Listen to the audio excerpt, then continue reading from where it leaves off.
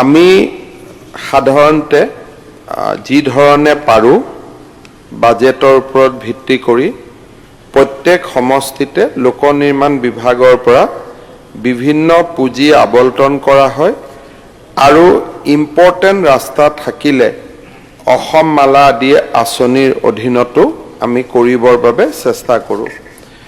মই তালিকালৈকে যাব খোজা নাই। হোজাই সমষ্টিত ইতিমধ্যে অসম মালা আৰু আমাৰ SOPD শিতানৰ পৰা বহুত কেইটা আঁচনি গ্ৰহণ কৰা হৈছে আৰু অনাগত দিনতো আমি এই আঁচনিসমূহ গ্ৰহণ কৰি থাকিম। মোৰ হাতত থকা খবৰ মতে কেইটামান ৰাস্তা যোৱা বানপানীৰ সময়ত আৰু আগতো 2022 চনৰ পিছতো বানপানীত ক্ষতিগ্ৰস্ত হোৱা কেইবাটাও ৰাস্তা মেৰামতি হ'ব পৰা নাই। খাৰিকানা মান্দুলি পথ, তাৰাডুবি কেন্দুগুৰি পথ, কুম্ভীডুবিৰ পৰা কপিলখান হৈ পদুমণি পথ, ৰায়কাটা ইছলামপুৰ পথ, কেন্দুগুৰিৰ পৰা দক্ষিণ কেন্দুগুৰি শিৱপুৰ, দক্ষিণ হাতীমাৰা নভংগা পথ, হোজাই টুমপ্ৰেঙৰ পৰা নভংগা কালী মন্দিৰ, হোজাই টুমপ্ৰেঙৰ পৰা ডি ৰিজাৰ্ভ, হৰমোহন দাসৰ ঘৰৰ পৰা হাৰাধন দাসৰ ঘৰ, বৰাকুটি ফাকুলি পথ আজি কেইটামান ৰাস্তা আমি বানপানীৰ পিছত ঠিক কৰিব পৰা নাছিলোঁ আৰু বৰ্তমান ডিষ্ট্ৰিক্ট ডিজাষ্টাৰ মেনেজমেণ্টে এই ৰাস্তাখিনি কৰাৰ বাবে 20 কোটি টকাৰ প্ৰয়োজন বুলি আমালৈ এষ্টিমেট পঠাইছে আৰু আমি এই এষ্টিমেটখিনি পুঁজি সাপেক্ষে যি ধৰণে পাৰোঁ অনুমোদন দিয়াৰ বাবে আমি চেষ্টা কৰিম আৰু তাৰ উপৰিও ইতিমধ্যে মই কোৱাৰ দৰে অসম মালা আদিত কেইটা ডাঙৰ আঁচনি ফ্লাইঅভাৰ আদি আমি হোজাইত কৰিছোঁ আৰু ভৱিষ্যতেও আমি হোজাইত কৰি থাকিম। গতিকে যিমানখিনি আজি পৰামৰ্শ দিছে গোটেইখিনি পৰামৰ্শ মই স্ক্ৰিপ্টটো লৈ ল'ম, লৈ পেলাই মই পৰামৰ্শখিনি যাতে আমি ভাল কৰি ৰূপায়ণ কৰিব পাৰোঁ পুঁজি সাপেক্ষে তাৰ বাবে আমি চেষ্টা কৰিম। ৱেলনেছ চেণ্টাৰৰ কথা কোৱা হৈছে। আপোনালোকে জানে যে আমি খুব পৰ্যায়ক্ৰমে অসমত স্বাস্থ্যৰ ক্ষেত্ৰত পৰিৱৰ্তন আনিবলৈ চেষ্টা কৰিছোঁ আৰু ইয়াৰ ভিতৰত আমাৰ ৰাজ্যখনে লোৱা আটাইতকৈ ডাঙৰ সিদ্ধান্তটো হ'ল যে আমাৰ জিলা চিকিৎসালয়বিলাক লাহে লাহে মেডিকেল কলেজলৈ ৰূপান্তৰ আৰু মেডিকেল কলেজৰ লগত একোখন কেঞ্চাৰ ট্ৰিটমেণ্টৰ হস্পিটাল আৰু তাৰ লগত লাহে লাহে আমি নেচাৰোপেথি, যোগা এইখিনিক লগত লৈ এটা কনচেপ্ট অফ ৱেলনেছ, এই গোটেইখিনি আমি আয়ুৰ্বেদা, যোগা, নেচাৰোপেথি এই তিনিটালৈ লগত আমি কনচেপ্ট অফ ৱেলনেছ চেণ্টাৰ, ৱেলনেছৰ ধাৰণা এটাও আনিবলৈ চেষ্টা কৰিছোঁ। এই বছৰ তিনিচুকীয়াত মেডিকেল কলেজখন হৈ যোৱাৰ লগে লগে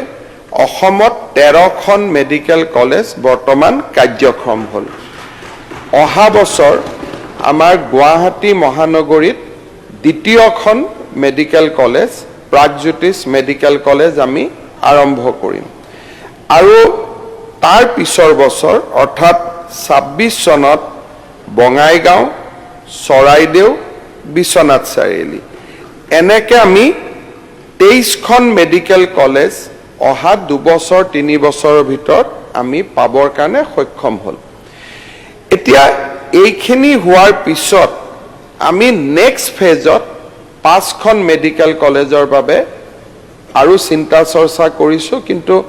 আজিয়ে হ'ব এনেকুৱা নহয়, কিন্তু আমাৰ যিটো লাইনত আছে তাৰ ভিতৰত এখন মেডিকেল কলেজ আমি চিন্তা কৰি আছোঁ হাইলাকান্দিত, এখন মেডিকেল কলেজ আমি চিন্তা কৰি আছোঁ গোৱালপাৰাত, এখন মেডিকেল কলেজ আমি চিন্তা কৰি আছোঁ মাজুলীত আৰু এখন মেডিকেল কলেজ চিন্তা কৰি আছোঁ আমি হোজাইত।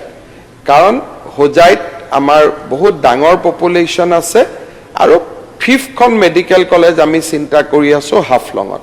অৰ্থাৎ এই 5খন জেগাত যদি আমি মেডিকেল কলেজ কৰি ল'ব পাৰোঁ তেতিয়াহ'লে অসমত ডিষ্ট্ৰিক্ট হস্পিটালৰ কনচেপ্টটো প্ৰায় নোহোৱা হৈ যাব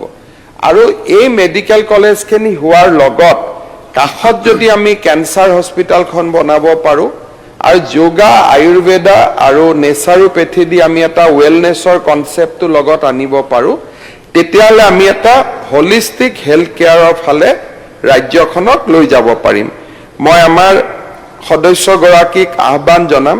যে এই বছৰ শেষৰ ফালে হোজাইত আমাৰ ডিপাৰ্টমেণ্টৰ টিম যাব মেডিকেল কলেজৰ কাৰণে মাটিৰ কাৰণে আপুনি ইতিমধ্যে 2-3টা প্লট যদি সাইট হ'ব পাৰে তেতিয়ালে হোজাই এটা বহুত ডাঙৰ সমস্যা এটা আমি সমাধান কৰিব পাৰিম আৰু বাকি পিডব্লিউডি টো যি ধৰণে নতুন নতুন পুঁজি আহি থাকে মই হোজাই ডেভেলপমেন্টৰ কাৰণে খৰচ কৰাৰ কাৰণে যত্ন কৰিম শ্ৰদ্ধাৰ মাননীয় অধ্যক্ষ মহোদয় আমাৰ লক্ষীপুৰ সমষ্টিৰ বিধায়ক কৌশিক ৰয় ডাঙৰীয়ায়ো তেখেতৰ সমষ্টিৰ ডেভেলপমেন্টৰ বিষয়ে উল্লেখ কৰিছে মই সন্মানীয় সদস্য কৌশিক ৰয় ডাঙৰীয়াক ধন্যবাদ জনাম যে তেখেতে বিধায়ক হোৱাৰ পৰা লক্ষীপুৰ সমষ্টিত বহু ডেভেলপমেন্ট হৈছে আৰু